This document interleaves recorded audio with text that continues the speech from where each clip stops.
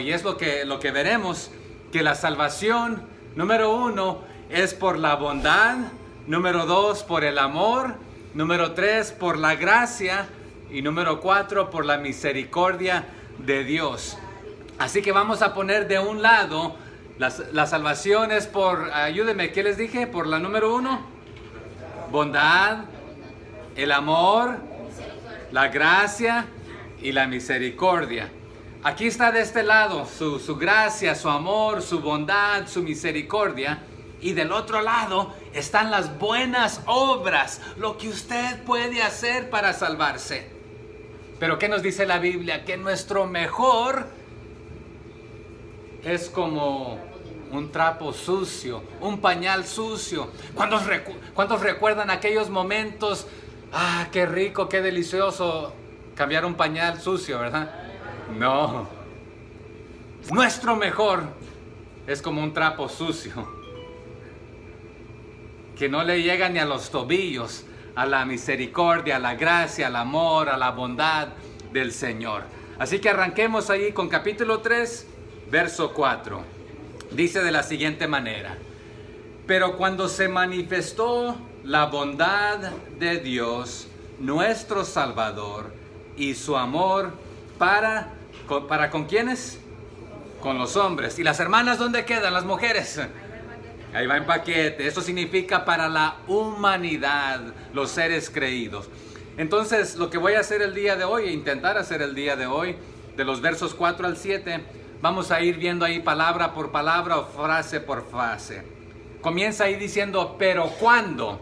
¿Cuándo nos da un tiempo? ¿Se acuerdan que el creador de todo, allá en Génesis, ¿cómo dice Génesis 1:1? ¿Quién me ayuda? En el principio creó Dios los cielos y la tierra. Pero creó tres cosas ahí. El trino Dios creó el tiempo, espacio y materia. En el principio. Pero ¿cuándo? Dice ahí, Dios creó el tiempo. Y ya hemos hablado de esto antes. ¿Se acuerdan que el tiempo es tripartito porque Dios es tripartito? Sí. El tiempo es tripartito. Lo tenemos en pasado, presente y futuro. Pero aquí nos dice, ¿pero cuándo? ¿Cuándo? Cuando le dio su regalada gana a Dios insertarse al tiempo, en el tiempo preciso y propio, cuando Él quiso, el tiempo propicio se puede decir también. Dios se humanó, se reveló, nuestro Salvador, mostrándose. Estaba cubierto de nosotros, pero se reveló. No de revelarse, ir en contra de, sino de descubrirse, mostrándose, insertándose en el tiempo mismo, en la historia. Pero ¿cuándo lo hizo? ¿Jesús entra en la historia en el Nuevo Testamento, hermanos? No. Ya existía. Él no tiene principio ni fin, ¿verdad? Ya existía. Pero sí entra, y tienen razón, ¿verdad? Pero no comenzó a existir en este momento, ¿verdad? Entonces, pero cuando se manifestó, ¿cuándo fue esto? Aproximadamente hace ¿cuánto tiempo ahora? Unos 2000 años atrás, ¿verdad? Se mostró, se insertó. Pero ¿qué dice? Pero cuando se manifestó. Esta palabra en el griego es de donde usted y yo obtenemos hoy en día la palabra epifanía. ¿Han escuchado esta palabra antes? Sí. Epifanía. ¿Qué significa esto? Bueno, epi significa sobre y faino, apareció. Apareció sobre la faz de la tierra, apareció sobre en este tiempo, pero no es más de simplemente aparecer, sino que apareció en el mundo con un propósito, y el propósito era cumplir su propósito. ¿Entendemos el juego de palabras? No simplemente por estar ahí, sino que se apareció con el propósito de cumplir sus propósitos, y sus propósitos, sus caminos son, ¿cómo? Perfectos y más altos, etcétera, ¿verdad? Entonces, y algo que veremos aquí, que en esta aparición, esta revelación o manifestación también, porque a veces entendemos la palabra manifestación como algo negativo, Cuando hay una manifestación, ¿qué hay? Protesta, ¿verdad? Pero aquí es manifestarse, que nuevamente se reveló. Y también a veces entendemos el revelarse es comportarse mal. No, aquí es aparecer. Dios irrumpió en la historia a través del nacimiento de Jesucristo. Pero lo completó en la muerte, en la cruz del Calvario, resucitando de entre los muertos al tercer día. Pero aquí vamos a ver de esto, cantamos de esto, pero aquí vamos a encontrar al Trino Dios, un solo Dios, Dios Padre, Dios Hijo y Dios Espíritu Santo, trabajando para la salvación de usted y la mía, para todos los hombres. Pero el 3:4 dice, pero cuando se manifestó, ¿quién? ¿Qué? La bondad. Y esta palabra me encanta porque en el griego es Christos, que significa bondad. Benignidad también se puede traducir, que se manifiesta también la gracia. En el tiempo del Imperio Romano, en el latín, a veces se le refería a Cristo Jesús como el Crestos. ¿Pero qué significa esto? Bueno, Crestos en el griego, pero los latinos en el latín le nombraban así, significa el bondadoso, el misericordioso, el bendito. ¿Se acuerdan allá en Mateo, en el Sermón del Monte? Bienaventurado y el bendito. En este aspecto, así le llamaban algunos, ¿verdad? El bendito. Y si usted y yo estamos en Él, somos bendecidos, hermanos. Pero cuando se manifestó esta benignidad, que es a través de esta bondad y benignidad que se muestra su gracia, su amor, su misericordia, todo lo que Él es. Y aparte de revelarse, no simplemente es para que la conozcamos y ahí la dejemos, sino que la tomemos y la compartamos con los demás. Así que si Dios es misericordioso, ¿qué debemos hacer nosotros?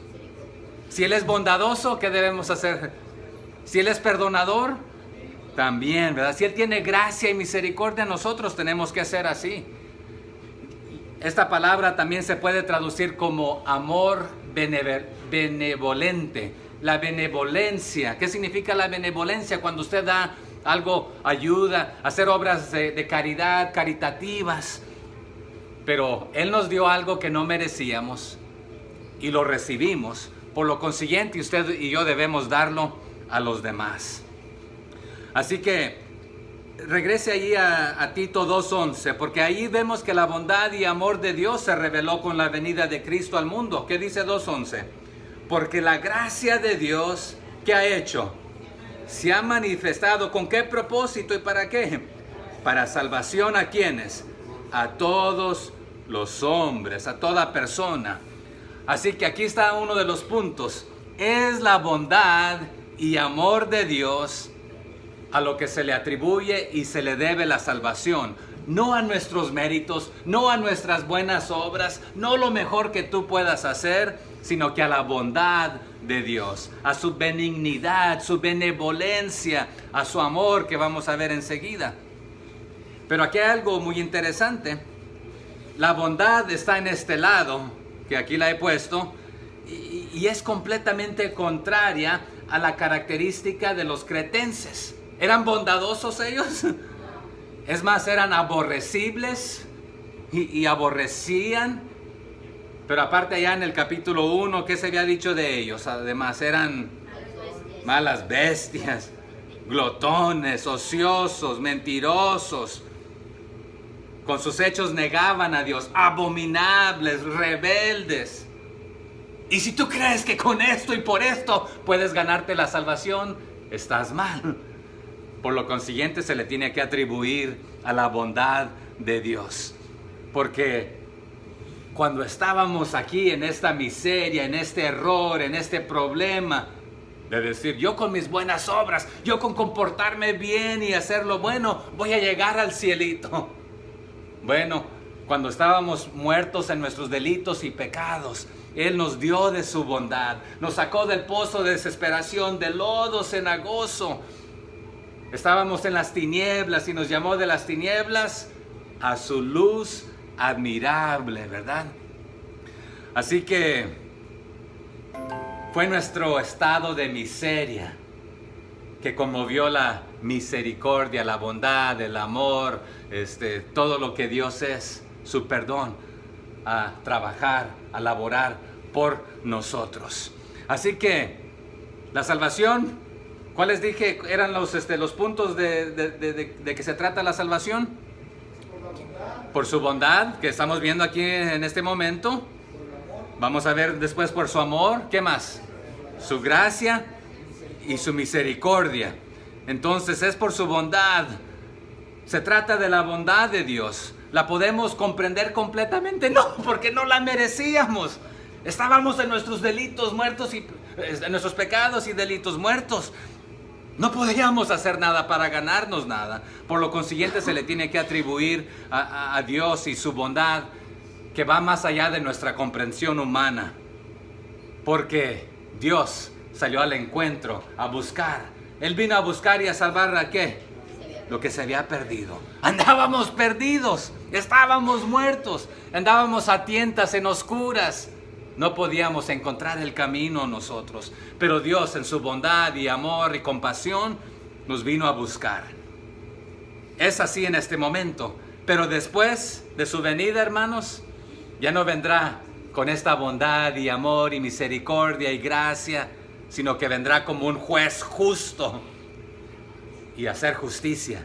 Y toda persona que le rechazó en aquel día, en este día, mientras estaba vivo, en aquel momento verá la justicia de Dios. Pero continuamos ahí en el 3:4. Pero cuando se manifestó la bondad de ¿quién? No la nuestra, de nuestro Dios, de Dios nuestro Salvador. Dios nuestro Salvador. En el griego se lee así, de nuestro Salvador Dios, que suena un poquito diferente a Dios nuestro Salvador.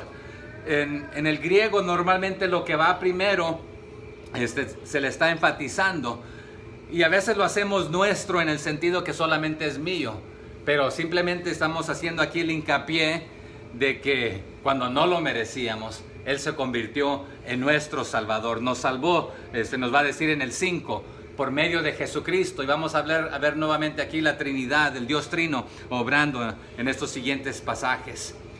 Pero se manifestó su bondad, su amor.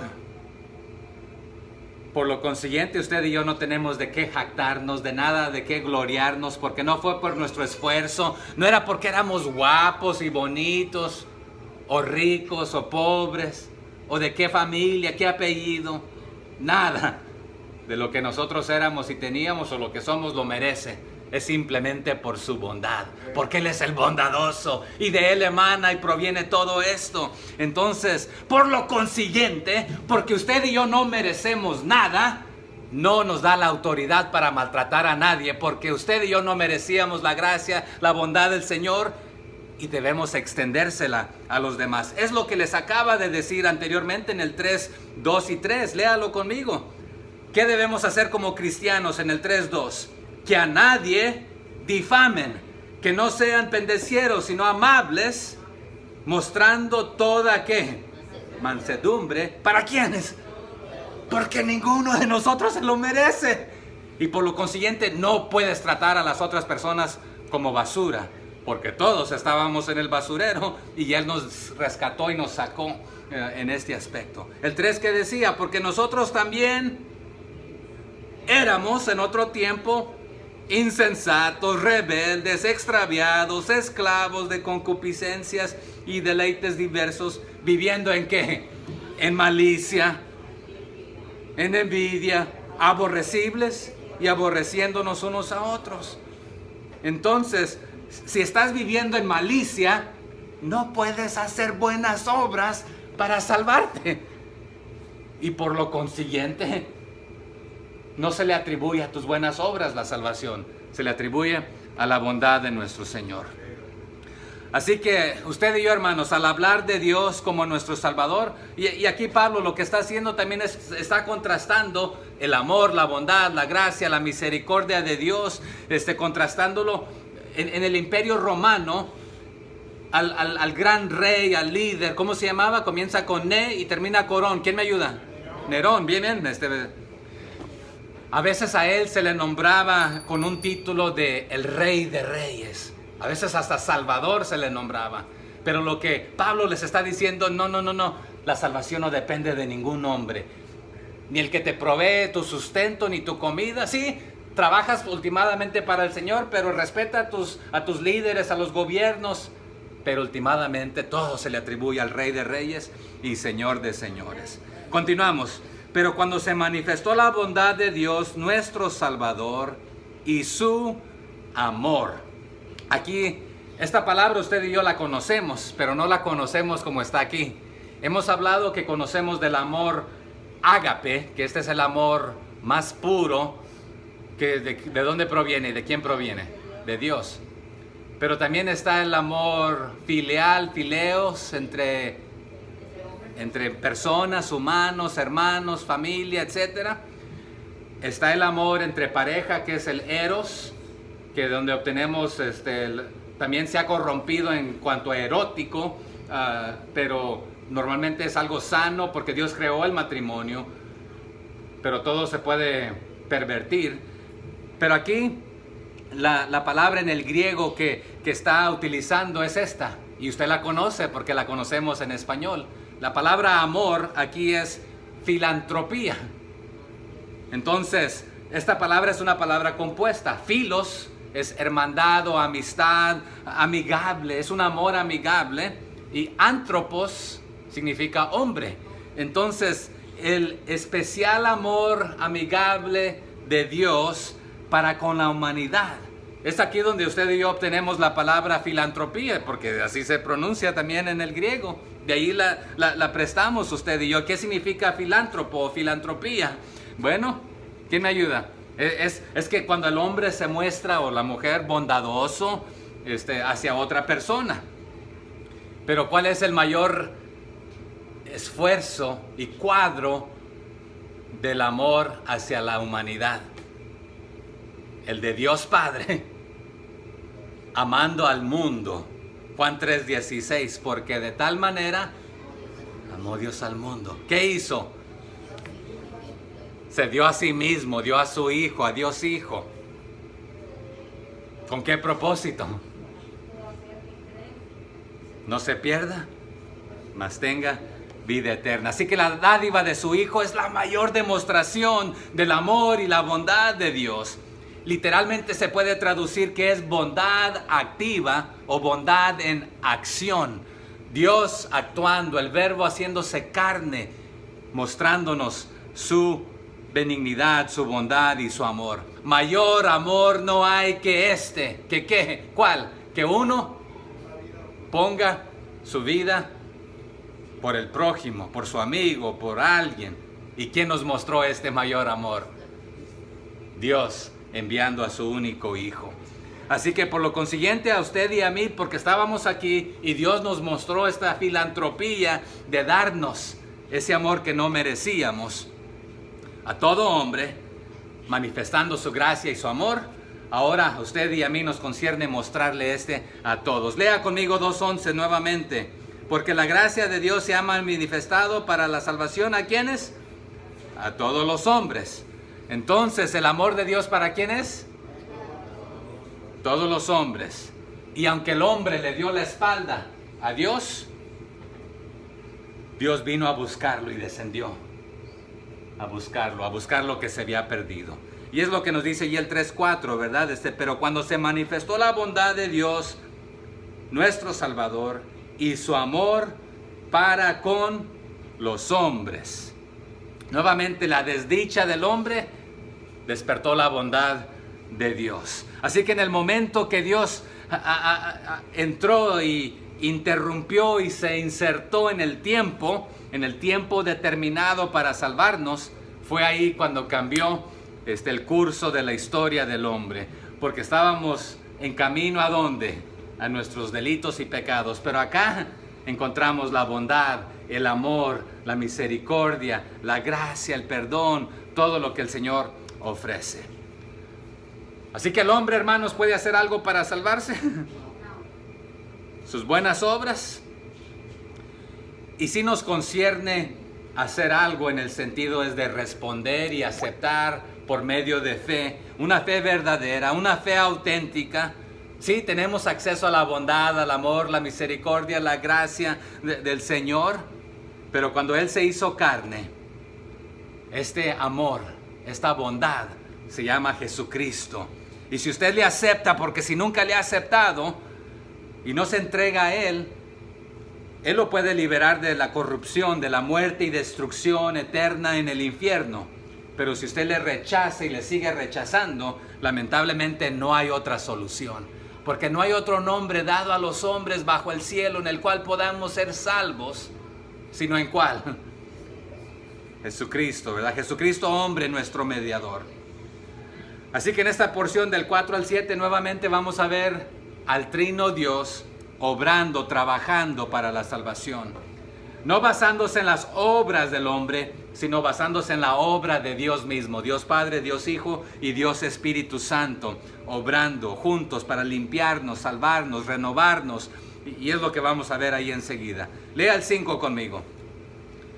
Nos salvó, no por obras de justicia que nosotros hubiéramos hecho, sino por su misericordia, por el lavamiento de la regeneración y por la renovación en el Espíritu Santo.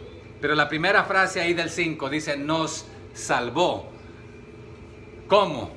Conforme a su misericordia. Nuevamente, la salvación no es el resultado de nuestras buenas obras, porque usted hace cosas buenas. Una pregunta. ¿Somos personas buenas que solemos hacer cosas malas? ¿O somos personas malas que solemos de vez en cuando hacer cosas buenas? ¿Quién dice que somos personas buenas y solemos hacer cosas malas de vez en cuando? ¿Quién dice que somos personas malas y solemos hacer cosas buenas de vez en cuando?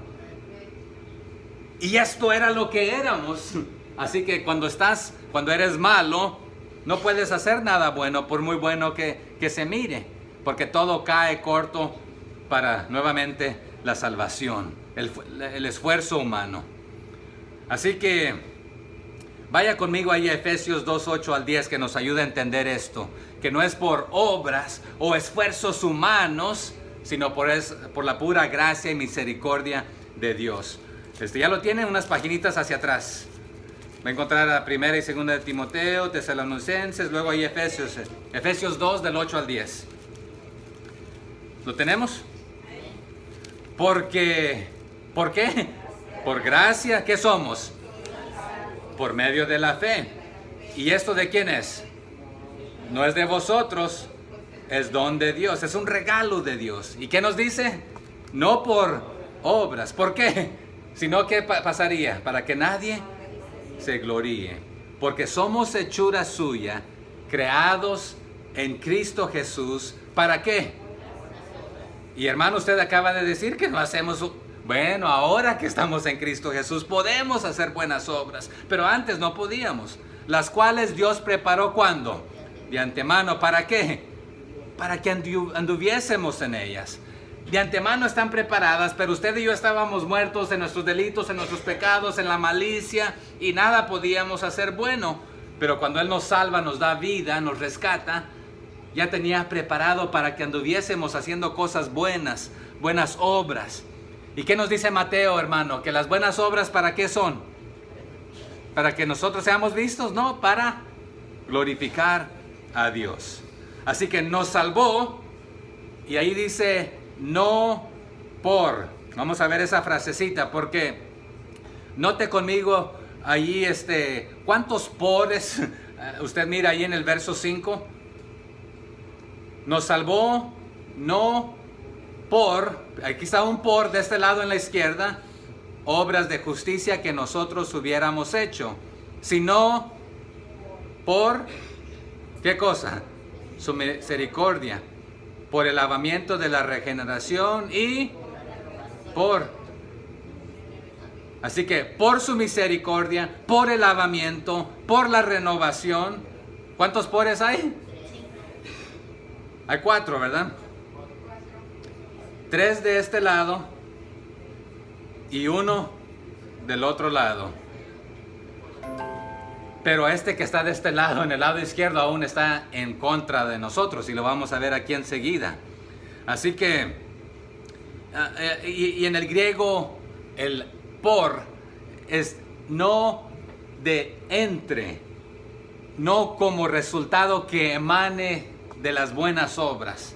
No dijo Dios, porque tú eres bueno y haces buenas obras, te voy a salvar a ti. O tú te mereces porque eres buena persona, bonita persona. No, es todo por su benevolencia, por su amor, por todo lo que Él es. Entonces, no de entre las buenas obras, o no como resultado de las buenas obras.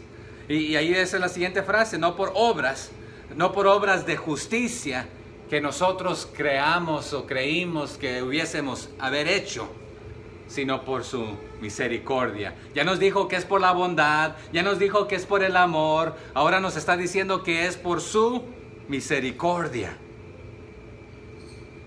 Nos salvó, nos lavó, nos regeneró, y vamos a ver estas frases. Así que literalmente, no de obras hechas en justicia, porque realmente estábamos en injusticia. Hay personas que creen que se pueden ganar el cielo por obras buenas y le nombran obras meritorias. Y vamos a ver que no es por tu obra, tu trabajo, sino la obra del Espíritu Santo, de Jesucristo, del Señor. Ahí regrese unas paginitas atrás de Tito y vaya conmigo a 2 de Timoteo 1:9, por favor. 2 de Timoteo 1:9, que nos ayuda a entender esto. ¿Lo tienen? Quien nos salvó y llamó ¿cómo? Con llamamiento santo, no conforme a ¿qué? A nuestras obras, sino según el propósito suyo. ¿Se acuerdan que Él interrumpió la historia con propósito? ¿Y cuál era su propósito? Cumplir su propósito. ¿Y cuál es el propósito? Ahí está. Y la gracia que nos fue dada en Cristo Jesús antes de los tiempos de los siglos. O sea que Él ya tenía esto preparado, ya tenía este plan, pero interrumpió en la historia, se insertó con este propósito para mostrarnos su gracia. Entonces, Pablo a los romanos, en Romanos 4:2 también les dice, porque si Abraham fue justificado por las obras, entonces si Abraham fue justificado por las obras, por lo que él hizo, entonces tiene de qué gloriarse. Eso es lo que dice Romanos 4:2. Pero no puede gloriarse para con Dios, porque entonces no necesitaba a Dios, porque podía salvarse por sus propias buenas obras. Y las obras aquí significa vivir rectamente, hecho y derecho conforme a la ley, no errar ni a la izquierda ni a la derecha, sino que cumplir enteramente. ¿Habrá alguien que puede cumplir al 100% con la ley? La ley realmente existe para mostrarnos que no podemos en nuestras propias fuerzas. Así que ahí nos está diciendo, regresemos allá a Tito, nos salvó no por obras de justicia, Esta palabra en el griego simplemente se puede traducir, es una palabra compuesta también, dikaiosine se pronuncia, pero dike es un veredicto judicial, o se puede traducir que también es una aprobación judicial, o un veredicto de aprobación. O sea que si Dios nos diera un examen, lo vamos a quedar aplazados todos ante una corte, porque nuestras obras son malas, no justas. También se puede traducir que la justicia de Dios es una aprobación divina. Usted y yo no podemos hacer nada justo cuando vivimos injustamente. Entonces, las obras que hacemos son no de justicia, cuando estamos en nuestra injusticia. Entonces, la justicia estaba completamente ausente de nuestras vidas. Por eso Dios hizo justicia. tomó el pecado que usted y yo habíamos hecho y lo llevó sobre sus hombros para hacernos justos, para justificarnos y para que se viese como que si no hubiésemos pecado, porque Él llevó sobre nosotros la culpa, el precio de nosotros, el que nosotros merecíamos. Así que no podíamos hacer nada en nuestro estado de injusticia sin la justificación de Dios. Y se acuerdan que hemos hablado de esto, que cuando creemos somos justificados. Y el proceso, ya somos salvos, es una garantía. Pero el proceso de ser salvos le nombramos santificación y lo vamos a hablar enseguida. Y el proceso cuando Él nos lleve, glorificación. Entonces, justificación, santificación y glorificación. No podíamos hacer nada nosotros. Efesios 2:1 nos dice de la siguiente manera: y Él os dio vida a vosotros cuando estabais muertos en vuestros delitos y pecados. Así que era necesario ser justificados. Pero estábamos en las tinieblas y Él nos llamó a su luz admirable. Juan, el evangelista, dijo en Juan 3:21: mas el que practica la verdad tiene la luz, para que sea manifiesto que sus obras son hechas en Dios. Pero cuando usted no ha sido justificado, todas las obras que usted hace son de su padre, el diablo mentiroso, que vino a robar, matar y destruir. Pero cuando estamos en Cristo, por eso Juan dijo: mas el que practica la verdad tiene la luz, para que sea manifiesto que sus obras son hechas en Dios. Porque esto es lo que nos dice ahí Tito 3:5: nos salvó no por obras de justicia que quienes hubieran hecho, que nosotros hubiéramos hecho. O sea que no hicimos ni una obra de justicia, ni fuimos salvos o salvados por consecuencia de ellas. Nuevamente se le atribuye a la bondad, al amor y a la misericordia de nuestro Señor. Vaya conmigo a Romanos 4:5 para confirmar esto también. Porque Pablo a los romanos les predicaba esto. Estos varios libritos hacia atrás. ¿Lo tiene? Romanos 4:5. ¿Qué dice? Mas al que no obra, si no cree en aquel que justifica al impío, su fe le es contada por justicia. ¿Entendimos este versículo? Mas al que no obra, y aquí está, bueno, ¿estamos hablando de las obras o no? Si tú quieres ganarte y intentas ganarte la salvación por las obras, pues vas a fallar. Mas al que no obra, más bien cree en quién, en aquel que justifica al impío, al malo, que éramos usted y yo. Mejor deposita tu fe en el que te puede justificar, y tu fe se te va a contar, ¿por qué? Por justicia. Pero si te basas en tus obras de justicia, van a caer cortas todas. Adelante, hay unos pasajes a Gálatas 2:16 que nos ayuda a entenderlo también. Si me gana, me lo lee. Gálatas 2:16, antes de Efesios. Sabiendo que el hombre no es justificado, ¿por qué? Por las obras de la ley, sino por la fe en ¿quién? La fe de Jesucristo. Note que dice, sino por la fe de Jesucristo. No dice por la fe en Jesucristo. ¿Por qué así? Porque aún Él te da la fe. O sea que ni la fe era tuya para creer. ¿Sí? Le amamos porque Él nos amó primero. Le encontramos porque Él nos vino a encontrar, a buscar. Sí, debemos responder y corresponder a su amor, pero aún la fe proviene de Jesucristo. Nosotros también hemos creído en Jesucristo, continúa, para ser ¿qué cosa? Justificados por la fe de Cristo, y no por las obras de la ley, por cuanto por las obras de la ley ¿Quién fue justificado? Nadie, nos dice Gálatas 2:16, nadie.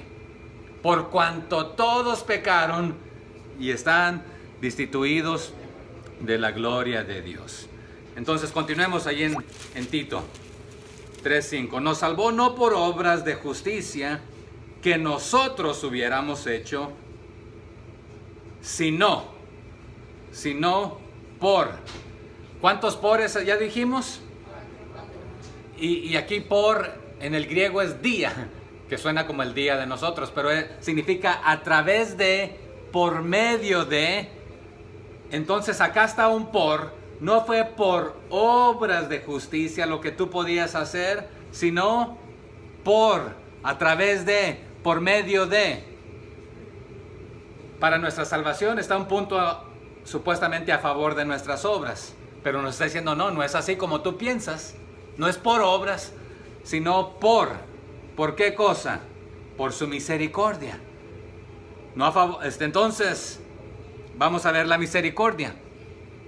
Pero ya dijimos que acá hay tres, lo dice así: por su misericordia, por el lavamiento, por la renovación, no por obras. Tres a favor de el trabajo de Dios, la obra de Dios, y uno supuestamente a tu favor, pero aún ni está a tu favor, porque te está diciendo no pienses que es por esto. Entonces es por la misericordia. La palabra en el griego misericordia es eleos. Y esto prácticamente es una palabra compuesta también. Pacto, lealtad. Son dos palabras que componen misericordia. Dígalo conmigo, misericordia es pacto, lealtad. También se puede traducir, aquí escuche, pacto, amor. Entonces, lealtad y amor es lo mismo. Pareciera ser que son dos palabras diferentes, y lo son, pero en cuanto a nuestro Señor Jesucristo, Él es verdad, Él es leal, Él es fiel, Él es el mismo, ayer, hoy y por los siglos. Entonces, por lo consiguiente, Él es cumplidor de pactos. Si Él habla, lo que Él dice, Él lo cumple. Y porque Él es fiel a sí mismo, a su palabra, cumplidor de promesas, cumplidor de pactos, a su amor mismo, ¿sí? Te ama a ti y me ama a mí, pero porque Él es misericordioso, por lo consiguiente, y Él es leal a sus pactos, Él es leal a su amor, entonces no solamente te ama a ti por amarte a ti, que es parte de esto, nos ama por amor a sí mismo también, porque Él no falla, Él cumple todo lo que Él dice ser. Entonces, esta palabra misericordia, eleos, entonces Él es leal a sus pactos, o pacto de amor. Hemos hablado brevemente antes de esto. Si yo voy a AT&T y le digo, quiero hacer un contrato contigo, que me des un teléfono y yo te voy a pagar una mensualidad. ¿Qué pasa si no pagamos? Nos cortan el servicio. Y a veces no nos regresa nada cuando no funcionan las torres, ¿verdad? O el servicio. Pero ese es un contrato. Un contrato, tú das y te dan. Tú pagas dinero, te dan un servicio. El matrimonio no debería ser de contratos, debería ser de pactos. Independientemente a lo que haga el otro o la otra, yo voy a ser fiel, yo voy a hacer lo correcto, yo voy a actuar a base de mi palabra y ser fiel, pero el hombre siempre falla. Dios es cumplidor de pactos y promesas. A través de la historia, pudiéramos hablar de todos los pactos. ¿Cuántos hay? A ver, por ejemplo, el de... Ayúdeme. Abraham, Davídico, el de Moisés. Y en el Nuevo Testamento nos dice que nos da un nuevo pacto. ¿Cuál es este? ¿Ok? Y aquí está el problema. Como Dios es lealtad a los pactos y usted y yo no, Él tiene que cumplir las dos partes, la de Él y la nuestra, porque nosotros no podíamos hacer nuestra parte. Así que no otra vez no se trata por nuestro esfuerzo que podemos obtener la gracia, la misericordia, el amor de Dios o la salvación. Es por su mera voluntad, es por su amor, es por su misericordia, es por todo lo que Él es. Así que nada de esfuerzo humano para tú ganarte la salvación o merecerte la salvación. Pero necesitamos ser responsables y corresponder y aceptar y arrepentirnos para tener nuestra parte en esto. Pero usted y yo no obramos para ganarnos la salvación. Así que Dios es cumplidor de pactos, hermanos. Él es fiel a sus promesas y Él siempre las va a cumplir. Aún en el Antiguo Testamento, vaya conmigo allá a Daniel 9:18, por favor. Ezequiel, Daniel, Oseas, Joel, Amós, Abdías, Jonás, Miqueas, por ahí está, ¿verdad?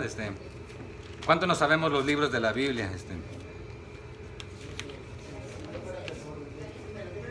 Aquí hay una oración en Daniel 9:18, pidiéndole a nuestro Señor que incline su oído y que oiga y abra sus ojos y mire nuestra condición y nuestra desolación. ¿Ya lo encontraron? Daniel 9:18. ¿Qué le dice aquí esta oración al Señor? Inclina, oh Dios mío, tu oído y oye, abre tus ojos y mira nuestras dolencias y la ciudad sobre la cual es invocado tu nombre. Porque no elevaremos nuestros ruegos ante ti, confiados en ¿qué? En nuestras justicias, sino en ¿qué? En tus muchas misericordias. Señor, podemos confiar en esto, pero sabemos que ya nos fue mal en esto y nos va a ir mal. Entonces, pero mira nuestras desolaciones, o sea, en la situación pésima que nos encontramos. Tennos misericordia, porque solamente tu misericordia puede hacer esto. No en nuestras justicias, porque estas son trapos de inmundicia. Necesitamos ser lavados y regenerados. ¿Qué es lo que va a decir aquí en el siguiente? 3:5, continuamos, de Tito. Nos salvó no por obras de justicia que nosotros hubiéramos hecho, sino por su misericordia. Por su misericordia, y luego ¿qué sigue? Por el lavamiento. Esta palabra en el griego es lutrón. ¿Pero qué significa esto? Bueno, es el lavado, es la purificación. En estos tiempos existía en el Antiguo Testamento y en el Nuevo todavía, habían los bañarios públicos. También estaban ducharse, bañarse públicamente o privadamente. Pero aquí tiene un contexto espiritual. Pero literalmente aquí está hablando del lavacro. ¿Dónde estaba este lavacro? El lavadero de purificación en cuanto al tabernáculo. ¿Quién recuerda? ¿Estaba dentro o estaba afuera? En el exterior de la puerta del tabernáculo. ¿Con qué propósito? El sacerdote tenía que enjugarse, ¿se dice en español? ¿Enjuagarse? ¿Ok? Lavarse, purificarse, quitarse las inmundicias, las impurificaciones. Entonces se puede traducir con el lavamiento, con la purificación, antes de entrar al lugar santo. Pero usted y yo, ¿qué debemos hacer el día de hoy? ¿Nos lavamos físicamente para presentarnos ante el Señor? Espero que nos bañamos de vez en cuando, nos bañemos, ¿verdad? A mis hijos, dice, en agua yo casi no gasto, hermanos. Bueno, la tiran a veces, pero es que no me toca, faltan 2 semanas, me bañé la semana antepasada. Lo que sí usan es mucho jabón, lo desperdician en una botella completa, pero usted y yo debemos lavarnos, pero no es porque nos lavamos nosotros mismos, sino que fue por su lavamiento. Él nos lavó, nos purificó, nos santificó.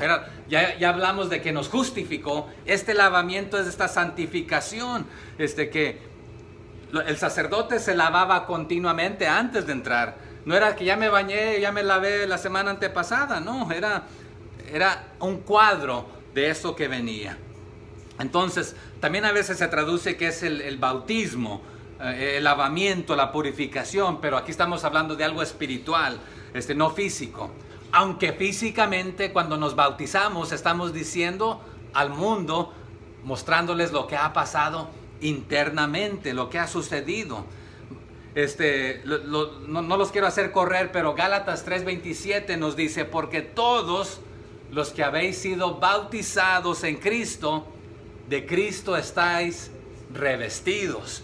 En 1 Corintios 6:11 nos dice, y esto erais algunos, mas ya habéis sido lavados. Ahí está en el reflexivo, lo mencioné el domingo pasado. Dice, ya habéis sido lavados. Perdón, no está en el reflexivo, porque si yo me lavé mismo, ya te lavaste, ya te bañaste. Cuando nos vamos a ir a bañar, voy a ir a bañarme. Yo mismo hago la acción y yo soy el recipiente de la acción. Aunque he notado que nosotros los hispanos a veces hacemos preguntas muy obvias. Ahí lleva la toalla en el hombro, lleva el jabón. ¿Vas a ir a bañarte? Oh, ¿no? Estás ahí preparando en la cocina algo. ¿Vas a cocinar? Está alguien ahí que se está acomodando ahí para acostarse. ¿Te vas a acostar? A veces ya acostado le preguntas al otro, ¿ya te dormiste? ¿Y cómo le vas a contestar? No, todavía estoy despierto cuando ya estás dormido. Pero aquí nosotros no hicimos la acción de lavarnos a nosotros mismos. Entonces no está en el reflexivo en el sentido que yo hice la acción y yo soy el recipiente de la acción, sino que Él hizo la acción de bañarnos, de limpiarnos, de purificarnos, de limpiarnos de nuestra inmundicia y suciedad. Un ejemplo, vaya ahí a Efesios 5, hacia atrás, del 25 al 27. Efesios 5, del 25 al 27. Aunque está hablando a los maridos, para las esposas, aquí nos va a dar un ejemplo. ¿Ya lo tiene? Entonces le habla a los maridos, ¿qué deben hacer? Amad a vuestras mujeres. ¿Cómo? Así como Cristo amó a la iglesia. ¿Y qué hizo? Se entregó a sí mismo por ella. ¿Para qué? Para santificarla. Aquí santificarla quiere decir otra vez lavarla, purificarla. Pero note aquí continúa diciendo, habiéndola purificado, ¿en qué? En el lavamiento del agua por la palabra. Entonces no el agua física como lo hacían los sacerdotes, sino del agua por la palabra, el evangelio, la predicación. ¿Con qué propósito? A fin de presentársela, ahí está en el reflexivo, Él mismo la lavó, para Él mismo presentársela a sí mismo. Una iglesia ¿cómo? ¿Sucia? No. ¿Gloriosa? ¿Con mancha? No. Que no tuviese mancha, ni arruga, ni cosa semejante, sino que fuese santa y sin mancha. Otra vez, ya nos justificó, pero ahora nos está, ayúdeme, santificando para luego glorificarnos, ¿verdad? Entonces nos ha justificado, we're justified, nos ha justificado y nos está santificando, sanctified, y nos va a glorificar, glorification, right? Glorified, ¿ok? Muy bien, ese es el propósito. Para Él nos tomó, nos justificó, nos santificó, nos glorificará, porque todavía no sucede, nos está santificando. Ya en el pasado nos justificó, ¿verdad? Con el propósito de Él mismo nos tomó para justificarnos, santificarnos y glorificarnos, para un día, en el día de la glorificación, presentarnos a Él mismo sin mancha, no sucios. No estamos hablando de lo externo otra vez, sino de lo interno. El lavamiento espiritual. Entonces el lavamiento espiritual ocurre en el creyente por medio del Espíritu Santo. Era lo que decía el 2.14. Ve ahí Tito 2.14 conmigo. ¿Qué dice el 2.14? Quien se dio a sí mismo por nosotros, en Tito 2.14, quien se dio a sí mismo por nosotros para redimirnos de toda iniquidad y purificar para sí un pueblo propio, celoso de buenas obras. Entonces, Él es el que está haciendo esta obra. Él es el que hace, Él hizo la obra, está haciendo la obra y la hará, de lavarnos, de glorificarnos, aquí de santificarnos. Pedro también dice algo muy similar en 1 de Pedro 3:21, que el bautismo que corresponde a esto ahora nos salva, no quitando las inmundicias de la carne, sino como por aspiración, dice, y aspiración de una buena conciencia hacia Dios, por la resurrección de Jesucristo. Entonces, no es por lo que usted y yo podemos hacer, hermanos. Pero continuemos ahí en el 3:5, por el lavamiento de ¿qué cosa? De la regeneración. Aquí la palabra está difícil, a ver, dígalo conmigo. Regeneración. En el griego es paligenesia. Y palin significa de nuevo. Y génesis, ¿qué significa? Deberíamos saber Génesis. ¿Qué significa? Principio, ¿no? Principio, nacimiento, algo nuevo. Entonces, comienzo. Entonces, cuando usted es regenerado, si entonces palin significa de nuevo, y Génesis significa nacimiento o comienzo, regeneración, ¿qué significa entonces? Nacer de nuevo, regeneración. También se puede traducir como renovación o renacimiento. Si usted, todo lo material se va destruyendo y desgastando, cuando usted renueva algo, le vuelve a dar vida, porque ya estaba dando las últimas. Nosotros ahí a las carcachitas tenemos que seguir metiéndoles dinero, ¿verdad? A la ropita a veces hay que ponerle parchecitos, a veces a la casita hay que repararle algo. Le podemos poner una pintura bonita, pero si todavía está llena de, ¿cómo se llama esta cosa que se come la madera? De termitas, de polilla. Al rato se va a caer como quiera, ¿verdad? Pero aquí la regeneración es una renovación, un hacer de nuevo. Pero esto crea un problema para aquellas personas que, por ejemplo, dicen que el bautismo de los bebés los regenera o les da vida. ¿Un bebé puede ser regenerado? No, porque no ha ni reconocido su estado, no ha confesado su situación, sus pecados, entonces mucho menos poder recibir la fe para tener fe en el Señor. ¿Cuál es nuestra postura aquí en Camino de Vida en cuanto a los niños y adolescentes de que vengan a los pies de Cristo o que sean bautizados? Bueno, y aquí se nos ha preguntado, si es un bebé, a los bebés no los bautizamos, ¿verdad? Pero si es un niño o un adolescente, una pregunta que hacemos, ¿ha entrado a la edad de la razón?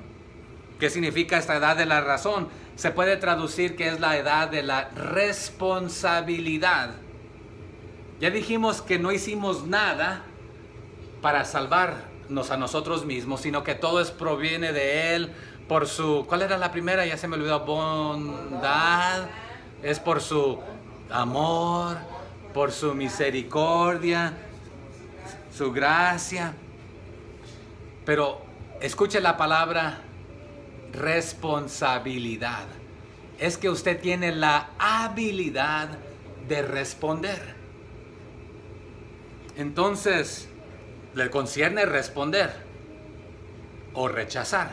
Un bebé no puede responder a este llamado del Señor y no puede ser regenerado porque no ha entendido que necesita ser, que aunque algunos de estas criaturas bebés son manipuladoras ya desde la edad pequeña, ¿verdad? Lloran y les das de comer y no tenían hambre, les cambias el pañal y no estaban sucios, simplemente querían que no los bajes, ¿verdad? Quieren estar ahí en los brazos y saben manipularnos a veces, ¿verdad? Pero aquí, este es un problema para la regeneración. Si la salvación es por medio de la regeneración, un bebé no puede hacer esto. Entonces, y lo podemos decir de esta manera, que la regeneración es la entrada a la nueva vida o a una nueva vida. Y vamos a hablar en unos segunditos que la renovación Si esta es la regeneración, la justificación, entonces la renovación es el resultado o el proceso de esta nueva vida misma, antes de ser justificados, ¿verdad? Entonces ya dijimos, ayúdeme, justificación, santificación, glorificación. Entonces en este momento los que hemos ya sido justificados, ¿dónde nos encontramos? ¿Y cuándo seremos glorificados? Cuando Él venga. Vaya conmigo ahí a Primera de Pedro hacia adelante, 1:3. Primera de Pedro 1:3. Dice así: bendito el Dios. ¿Se acuerdan que también ya vimos ahí en Tito que es por su bondad? Él es bendito por su bondad, ¿verdad? Primera de Pedro 1:3. Bendito el Dios y Padre de nuestro Señor Jesucristo, que según su grande misericordia nos hizo ¿qué? Renacer. Aquí está la vida nueva. ¿Para qué? Para una esperanza viva, por la resurrección de Jesucristo de los muertos. Entonces la palabra regeneración en estos tiempos era tomada de el judaísmo helenista y a veces también se traduce como el bautismo cristiano, pero porque estaban acostumbrados ellos, los judíos, a lavarse, a purificarse, pero le ponían énfasis a lo de afuera. ¿Qué les dijo Jesús a algunos de ellos que se creían la gran cosa y superiores? Sepulcros blanqueados, porque por afuera bien lavaditos, bien bañaditos, bien peinaditos, aperfumaditos y elegantes supuestamente, ahí sus vestiduras para que los vean, pero por dentro tienen huesos muertos. Así que la regeneración aquí era interpretada de esta manera, pero significa nueva creación. Lo viejo pasó y has entrado a una vida nueva, a algo nuevo. Y la regeneración, hermanos, sucede una sola vez y para siempre. Cuando usted ha sido justificado, ya es salvo. Es una garantía. Pero la renovación, la santificación, es un proceso de todos los días. De todos los días. Entonces, es diario, continuo. El lavamiento, en ese sentido, entonces, está conectado con la regeneración. Y la renovación en el Espíritu Santo está conectado más adelante con el derramamiento sobre nosotros abundantemente, que lo vamos a ver en el último verso ahí, bueno, en el 6. En el libro de Juan, en el Evangelio de San Juan, en el capítulo 3, entre los versos 3 al 7, encontramos a uno que era un maestro, un líder, que se llamaba Nicodemo, que Jesús le dijo: de cierto te digo, que el que no naciere de nuevo, que no fuese regenerado, no puede ver el reino de Dios. Pero Nicodemo, siendo un maestro, no entendía esto. Yo me lavo y me purifico. No, Jesús le hablaba espiritualmente.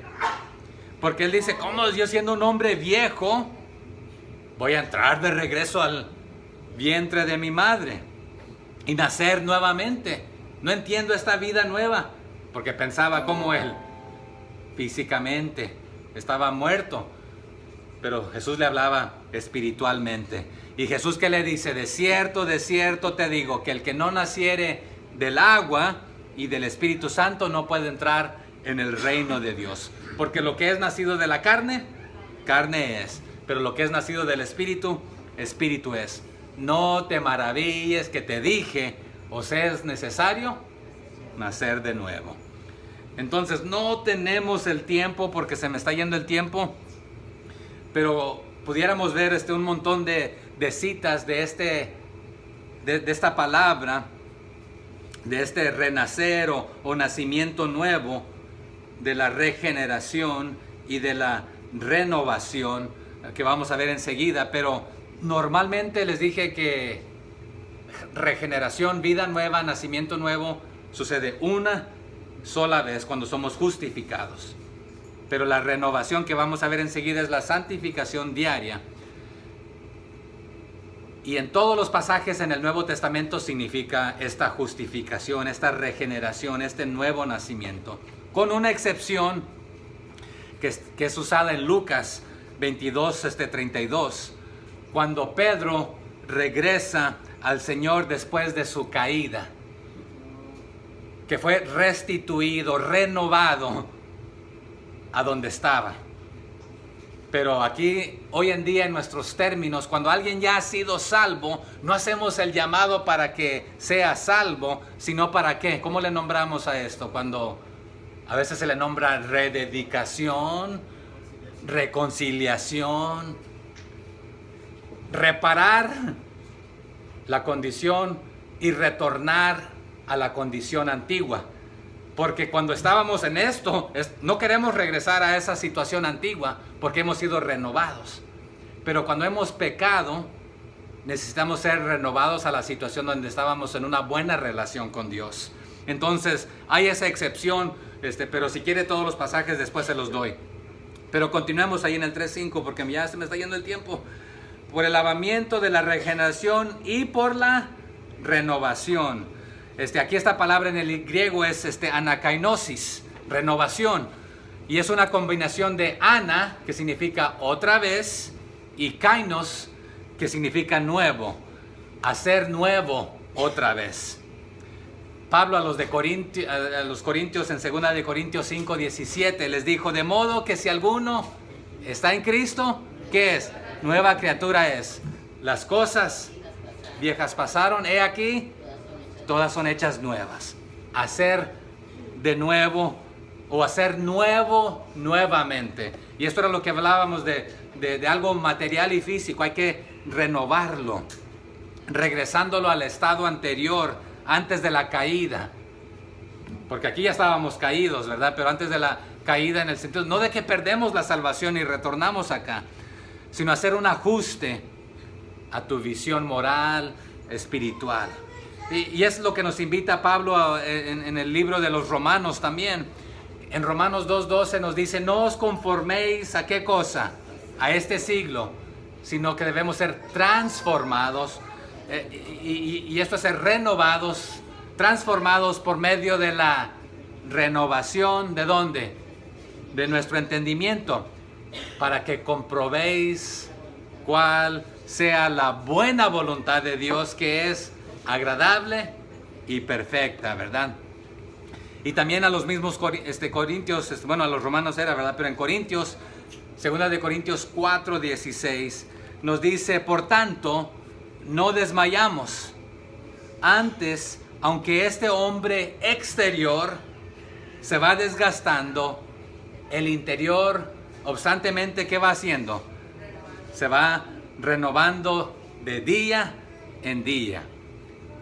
Y nos renovamos por medio de la mente. Pero la mente, ¿en qué cosa? En la palabra del Señor, estando en su palabra. Esta renovación es el Espíritu Santo que nos ayuda. Y aquí estamos viendo nuevamente el papel de el Dios Trino en todo este aspecto. Entonces, es por su bondad, es por su amor, es por su misericordia, por medio del lavamiento, por medio de la renovación y ¿cuál era la otra? La regeneración, por medio del Espíritu Santo. Pero veamos el verso 6. El cual derramó en nosotros abundantemente por Jesucristo, nuestro Salvador. El cual, ¿quién lo hizo? El Espíritu Santo. ¿Qué hizo? Derramó. Esta palabra derramar viene del griego de vertir, como vaciar una copa, un líquido, algo. Pero ¿dónde se derramó el Espíritu Santo por primera vez, hermanos? En día de Pentecostés. Allá en el capítulo 2 que mencionamos ya hace un rato, ¿verdad? Pero en Hechos 1:8 es donde el Señor los estaba invirtiendo de poder para ser testigos en Jerusalén, en Judea, en Samaria y hasta lo último de la tierra. Pero ahí en Hechos 2 es cuando viene el Espíritu Santo. Pero no solamente es para la iglesia en general, congregacional, sino individualmente. Y aquí es donde se cumple la profecía del profeta Joel, ya de Joel 2:28 al 30, que después de esto dijo el Espíritu Santo que iba a hacer, derramar su espíritu sobre toda carne, sobre toda persona, sobre todo individuo.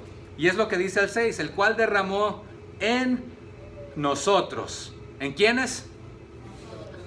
Individualmente, colectivamente. Y este derramamiento, este vertimiento del Espíritu Santo, ahí es donde vemos la gracia del Señor, que ya estaba antes, en y después del bautismo, del lavamiento, y es a través de esto. En Hechos 2:17 es donde vemos el cumplimiento de esto.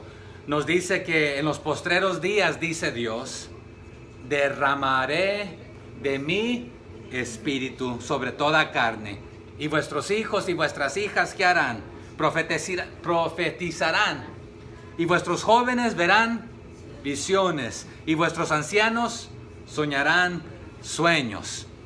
Es el derramamiento, es por su bondad, por su amor, por su gracia, por su misericordia. Es a través de esto que Él hace todo esto. No tenemos el tiempo para ir a ver otros pasajes, pero Él derrama abundantemente. Aquí en el griego significa ricamente, en abundancia. Y le dijo así a la iglesia de Colosa, en Colosenses 3:16, la palabra de Cristo more como en nosotros, abundantemente, en abundancia en vosotros, enseñándoos y exhortándoos unos a otros en toda sabiduría, cantando con gracia, ¿dónde? En vuestros corazones al Señor con salmos e himnos y cánticos espirituales. Entonces, en este aspecto debe morar en nosotros, ¿cómo? Abundantemente. Y a través de esto podemos cantar con gracia, esta misma gracia que recibimos por Jesucristo, de Jesucristo. Porque nos dice, el cual derramó en nosotros abundantemente por Jesucristo. Él fue el canal, la vía, el conducto, el mediador del don de Dios, del Espíritu Santo. Porque cuando Él se fue también dijo, enviaré ¿a quién? Al Consolador, a alguien como yo. Entonces el Dios Trino, Dios Padre, Dios Hijo y Dios Espíritu Santo, es en quien se realiza la obra salvadora para toda la humanidad, para todos los hombres. Por lo consiguiente es nuestro Salvador, como termina ahí el 6. Así que la Trinidad, Dios Trino, obrando aquí. Verso 7 para terminar. Para que justificados por su gracia, viniésemos a ser herederos conforme a la esperanza de la vida eterna. ¿Para qué? Este es el propósito, el que apunta y tenía Él, el propósito por el cual se insertó a la humanidad, para salvarnos. Lo que nos dijo el 5, nos salvó, nos justificó,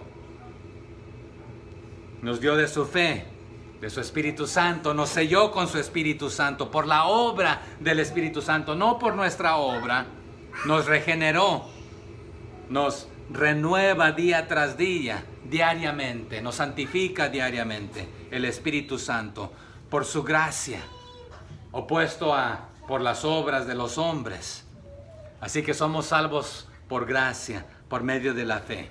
Y esto no de nosotros, porque es don de Dios, es un regalo de Dios. Hechura suya somos, no por algo que nosotros hemos hecho. Pero dice para que justificados. Y ya hablamos de la justificación anteriormente, pero nos hizo rectos, sin mancha, como que si no hemos pecado, por su gracia. También nos hizo herederos, es lo que nos dice ahí. Por su gracia viniésemos a ser herederos. A los romanos les dijo en Romanos 3:24, siendo justificados gratuitamente por su gracia, mediante la redención que es en Cristo Jesús. Así que Pablo aquí está enfatizando el hecho de que la justificación nuevamente es por gracia, uno de los temas favoritos del apóstol Pablo, por su gracia. ¿Quién recuerda la palabra en el griego gracia? Caris. ¿Y significa qué cosa? Favor. Y literalmente Él se inclina a nuestra condición y tenernos gracia, darnos de su favor, compartir su beneficio con nosotros, extendiéndonos su gracia.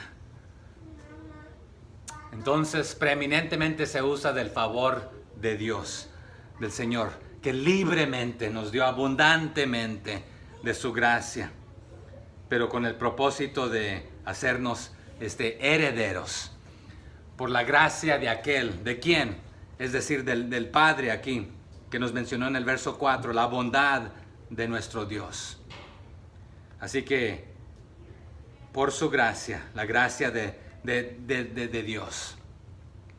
A los romanos, en Romanos 5:15, les dice, pero el don no fue como la transgresión, porque si por la transgresión de aquel uno murieron los muchos, abundaron mucho más para los muchos la gracia y el don de Dios por la gracia de un hombre, Jesucristo.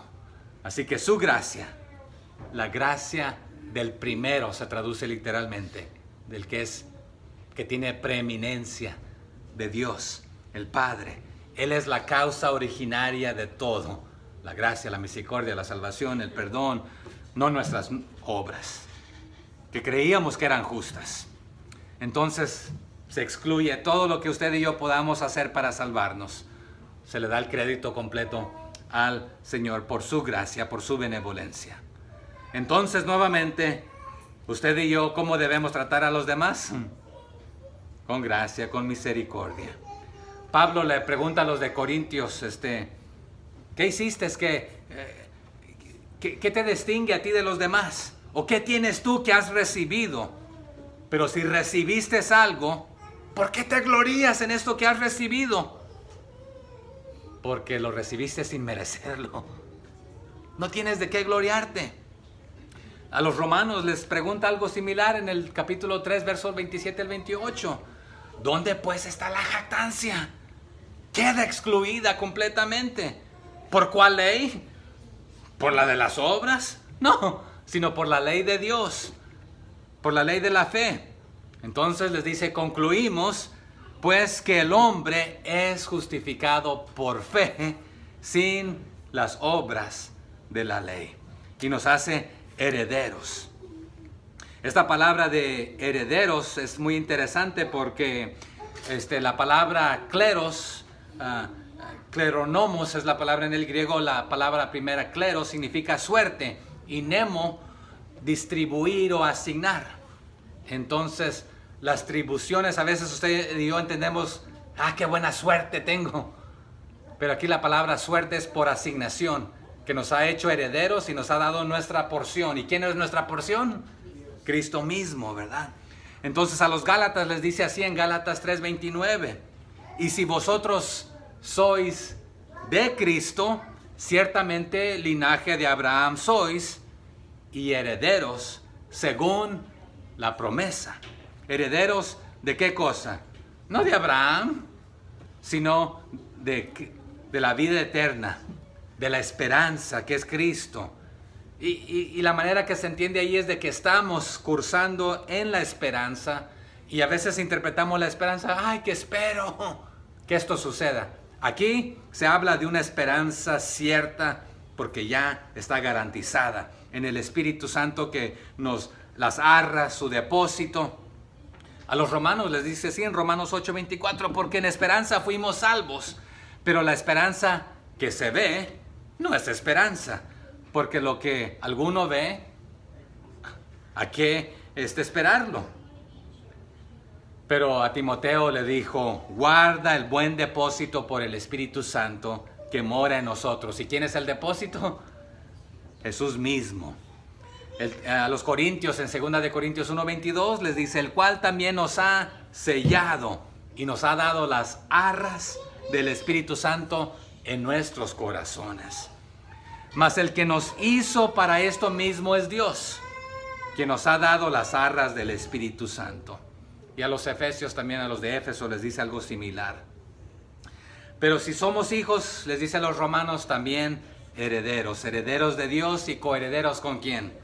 Con Cristo, ¿verdad? Porque, y también si padecemos juntamente con Él seremos glorificados, nos dice. Entonces ahí está la justificación, la santificación y la glorificación nuevamente. Y termino con esto. Entonces usted y yo, como cristianos, somos hijos. Tenemos a Cristo en nuestra vida, en nuestro corazón, nuestra alma, nuestro espíritu es salvo. Por lo consiguiente podemos clamar, Abba, Padre.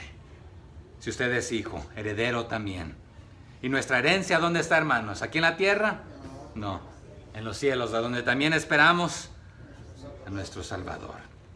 Así que para que fuésemos justificados por su gracia, viniésemos a ser herederos conforme a la esperanza. Conforme aquí es según, conforme, de acuerdo con la esperanza de la vida eterna. Que nos mencionó allá en el 1.2 de Tito. ¿Qué dice el 1.2? ¿Quién me ayuda? Tito 1.2, ¿qué dice? En la esperanza de la vida eterna, la cual Dios, cumplidor de promesas, prometió de los siglos. Ya lo tenía preparado. Y lo va a cumplir porque cumple sus promesas. Ya está garantizado. Conforme a la esperanza, esta bienaventuranza, esta esperanza bienaventurada, ya era poseída y ahora la tenemos nosotros. Y los cretenses necesitaban esto, y al igual nosotros.